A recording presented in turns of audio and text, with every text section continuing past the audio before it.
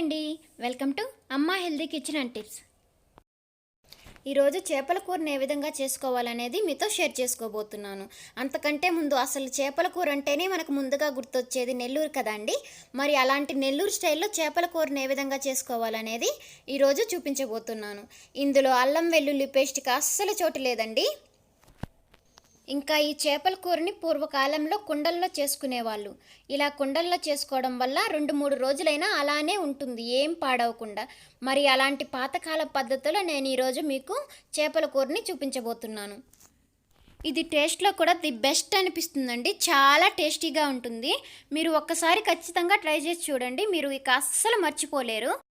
మరైతే మన నెల్లూరు స్టైల్లో చేపల కూరని ఏ విధంగా చేసుకోవాలనేది ఇప్పుడు చూసేద్దామా. నేను ఇక్కడ తీసుకున్న దాని ప్రకారం అయితే కేజీ చేపలకి ఇక్కడ నేను ఒక గుప్పెడు చింతపండుని బాగా వాష్ చేసి నానబెట్టుకొని ఉంచుకున్నాను. చేపల్ని ఒకసారి వాష్ చేసేటప్పుడు ఉప్పు ఇంకా లెమన్ వేసి 2 సార్లు బాగా క్లీన్ చేస్తే ఈ విధంగా తెల్లగా వస్తాయండి. అప్పుడు స్మెల్ కూడా ఉండదు. చేపలు బాగా వాష్ చేసి పక్కన పెట్టుకున్నాక ఇప్పుడు ఒక మట్టి పాత్రను తీసుకుని అందులో 3 టేబుల్ స్పూన్ల ఆయిల్ వేడి చేయాలి. చేపల కూరకి కొద్దిగా ఆయిల్ ఎక్కువే పడుతుందండి. ఇప్పుడు ఆయిల్ వేడెక్కాక ఇందులో 1 టేబుల్ స్పూన్ పోపు గింజలు వేసి అవి బాగా చిటపటలాడాక ఇప్పుడు ఇందులో మనం ముందుగా కట్ చేసి పెట్టుకున్న ఒక 2 మీడియం సైజు ఆనియన్స్, ఒక 2-3 పచ్చిమిర్చి చీలికలు, కొద్దిగా కరివేపాకును కూడా వేసుకొని అవి కొద్దిగా పచ్చి వాసన పోయే వరకు ఫ్రై చేసుకోవాలి. చూసారా, ఆనియన్స్ లైట్గా ఫ్రై అయి ఉన్నాయండి.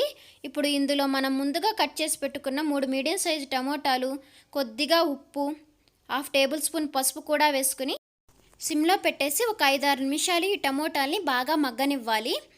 ఇది మట్టి పాత్ర కాబట్టి కొద్దిగా టైం పడుతుంది. ఇప్పుడు 5 మినిట్స్ తర్వాత టమోటా అనేది ఈ విధంగా పూర్తిగా మగ్గిపోవాలండి. చూడండి ఈ విధంగా. ఇప్పుడు ఇందులో మనం ముందుగా కట్ చేసి పెట్టుకున్న ఒక మామిడికాయ ముక్కల్ని కూడా ఇందులోకి యాడ్ చేసుకోవాలి. ఇందులోనే 4 టేబుల్ స్పూన్ల కారాన్ని కూడా యాడ్ చేసుకోవాలి. ఇది చేపల కూర కాబట్టి కొద్దిగా కారం ఎక్కువే పడుతుందండి. ఇప్పుడు ఇందులో 1 టేబుల్ స్పూన్ ధనియా పౌడర్, 1 టేబుల్ స్పూన్ జీలకర్ర పౌడర్ కూడా యాడ్ చేసుకొని ఈ విధంగా ఒకసారి బాగా కలిపేసి 3-4 మినిట్స్ సిమ్లో పెట్టి మగ్గించడం వల్ల ఈ మామిడికాయలు కూడా బాగా మగ్గిపోతాయి. ఇప్పుడు మూత తీస్తే చూసారా, ఈ విధంగా ఆయిల్ అనేది పూర్తిగా సపరేట్ అవ్వాలి. ఇప్పుడు ఇందులో మనం ముందుగా నానబెట్టుకొని ఉంచుకున్నాం కదా ఈ చింతపండుని, ఈ చింతపండు గుజ్జు తీసి ఈ వాటర్ అనేది ఇందులోకి యాడ్ చేయాలి. మీకు ఇలా రావట్లేదు అంటే మీరు ముందుగానే గుజ్జు తీసేసి వాటర్ అనేవి ఇందులోకి వేసుకోవచ్చు. ఇప్పుడు ఇందులో 1.5 గ్లాస్ వాటర్ని కూడా యాడ్ చేయాలి. ఈ చింతపండు వాటర్తో కూడా కలిపేసి 2 గ్లాసులు సరిపోతుందండి.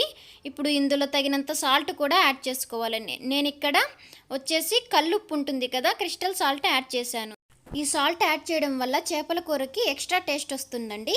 ఇప్పుడు మూత పెట్టేసి ఒక 5-6 నిమిషాలు ఈ విధంగా బాగా మసిలేటట్టు ఉంచుకోవాలి. ఈ విధంగా మసిలాక ఇప్పుడు ఇందులో మనం ముందుగా వాష్ చేసి పెట్టుకున్న ఈ చేప ముక్కల్ని ఒక్కొక్కటిగా యాడ్ చేసుకోవాలి. ఇందులో మెయిన్ వచ్చేసి మామిడికాయ అండి. ఈ మామిడికాయ వేయడం వల్ల చేపల కూరకి ఎక్స్ట్రా టేస్ట్ వస్తుంది కాబట్టి మీరు దీన్ని అస్సలు స్కిప్ చేయకండి. ఈ విధంగా మొత్తం చేప ముక్కలు వేశాక ఇప్పుడు ఒకసారి ఈ విధంగా కలపండి. గరిటెతో అస్సలు కలపకండి, అలా కలపడం వల్ల ముక్కలు అనేవి ఇరిగిపోతాయి. ఇప్పుడు మూత పెట్టేసి ఒక 10 నిమిషాలు సిమ్లో పెట్టి ఉడికించుకోవాలి. 10 మినిట్స్ తర్వాత ఈ విధంగా పులుసు అనేది దగ్గర పడుతుంది.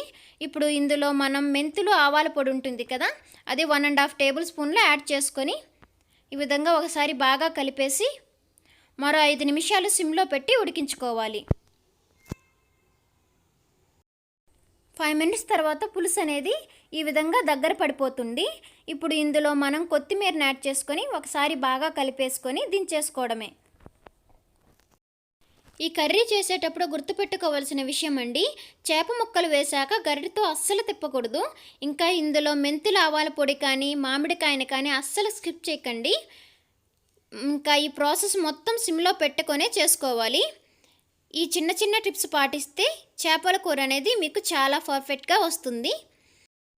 ఈ విధంగా ఒక్కసారి ట్రై చేసి చూడండి, మీరు ఇక అస్సలు మర్చిపోలేరు.